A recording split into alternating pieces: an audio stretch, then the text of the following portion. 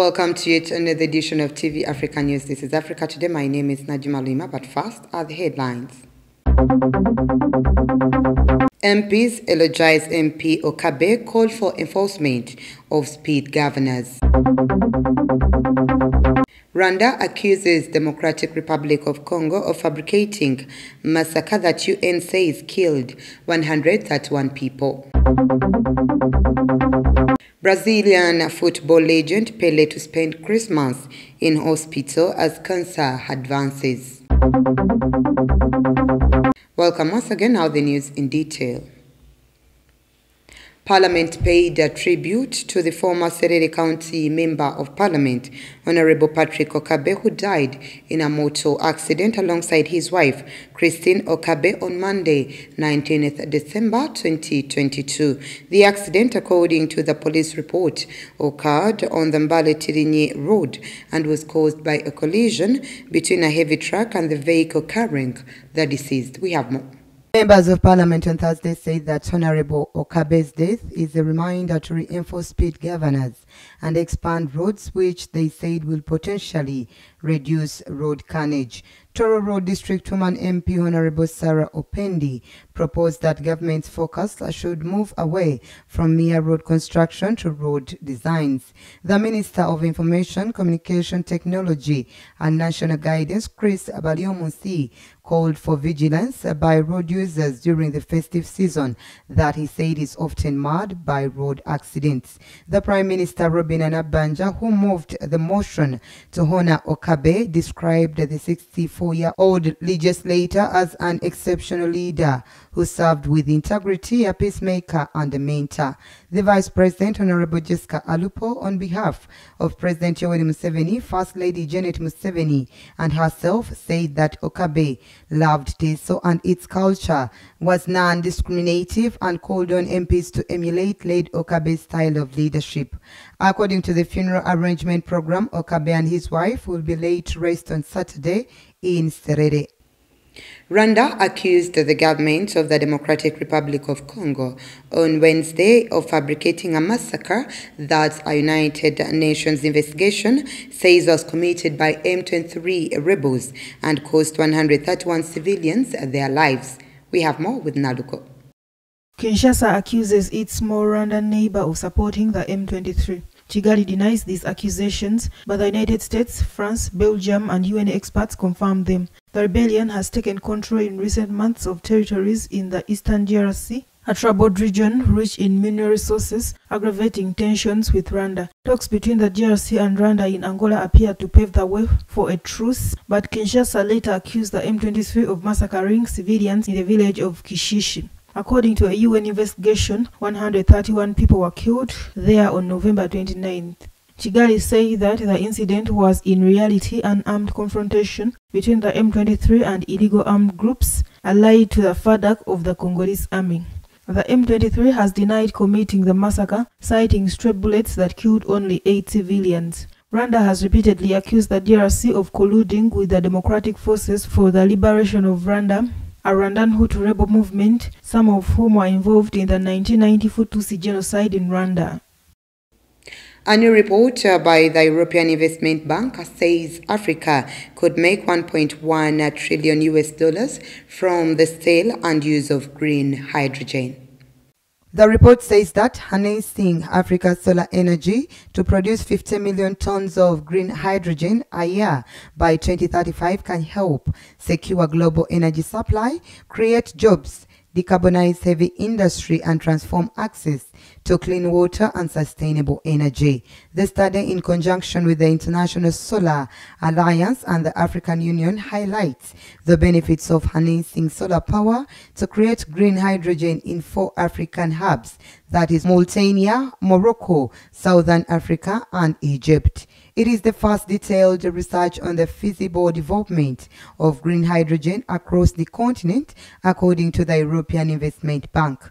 The report urges pioneer countries to mobilize private sector investment and to form market-based partnerships needed to enable mass-scale domestic and international offtake and demand for green hydrogen. Let's take a quick break. We will be right back.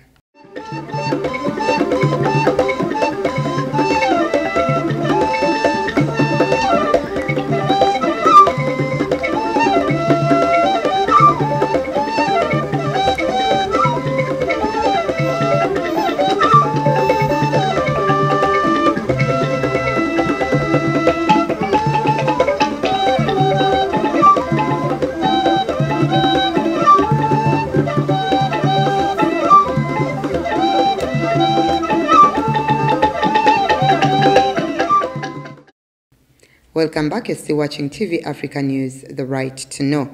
Comoros will assume the chairmanship of the African Union in 2023, the first time the island nation is being entrusted with that assignment.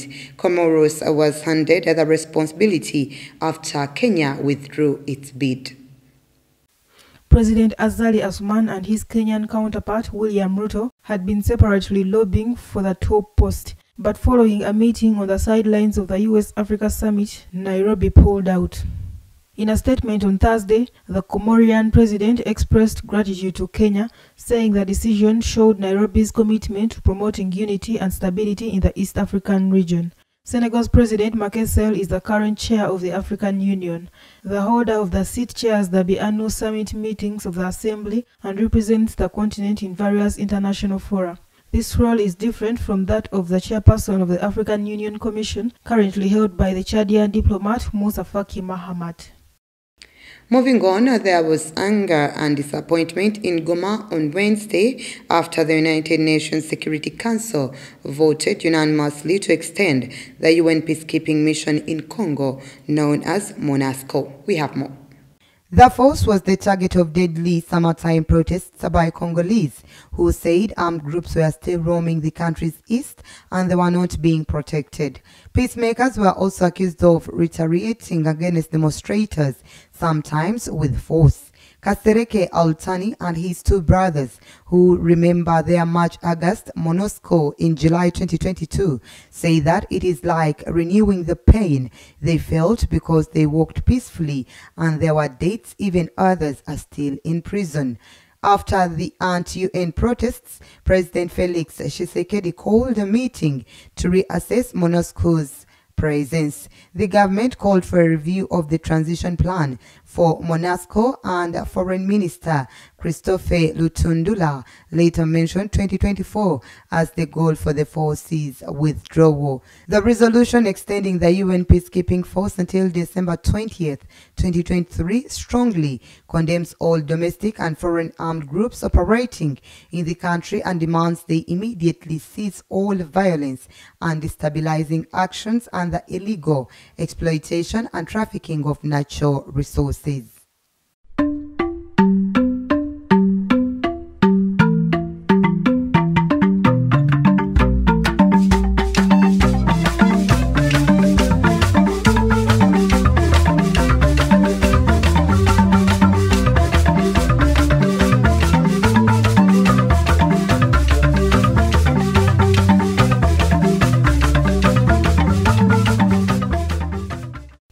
In our business news today, 2 weeks after imposing caps of weekly cash withdrawals, the Central Bank of Nigeria had to raise them significantly in the face of public discontent. The institution has also launched new 200, 500 and 1,000 naira bills.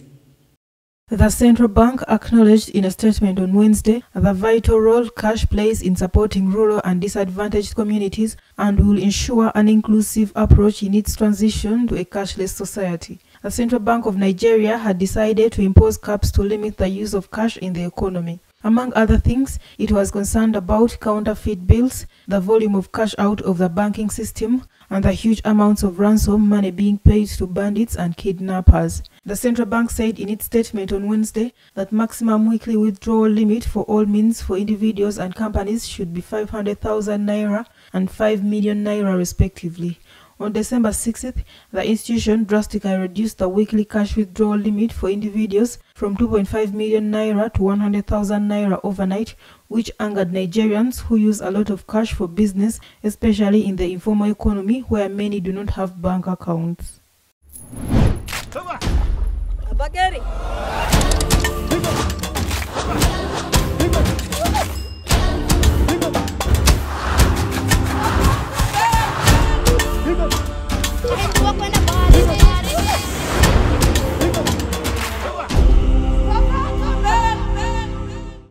In our health news today, health authorities in Uganda have announced changes in the strategy used to tackle the Ebola outbreak in the country. The announcement follows the arrival in Uganda of 2 more shipments of the Ebola trial vaccine.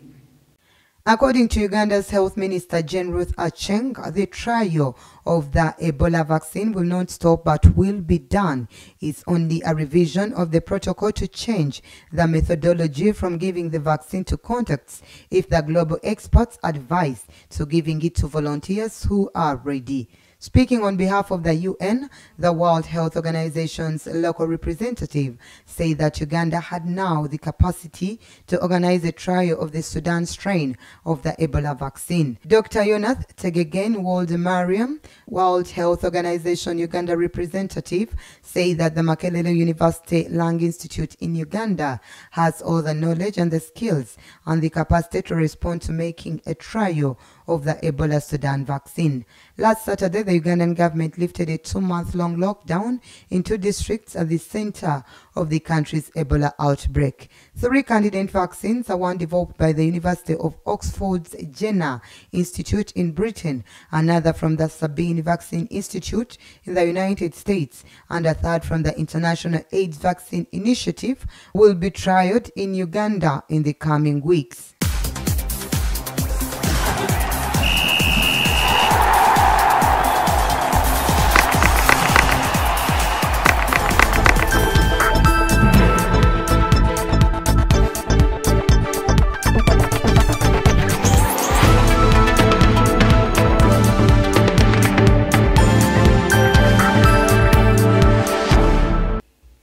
And in sports, the condition of Brazilian football legend Pelé is said to have deteriorated and is expected to remain in hospital, where he has been for the last 3 weeks. The 82-year-old is being treated for colon cancer. Doctors at the Albert Einstein Hospital in Sao Paulo said on Wednesday that Pelé requires elevated care related to kidney and cardiac dysfunction. Pelé's daughter, Kelly Nascimento, said on Instagram on Wednesday that their Christmas at home has been suspended and decided with the doctors that for various reasons it would be better for them to stay at the hospital with all the care that the new family at Einstein gives them.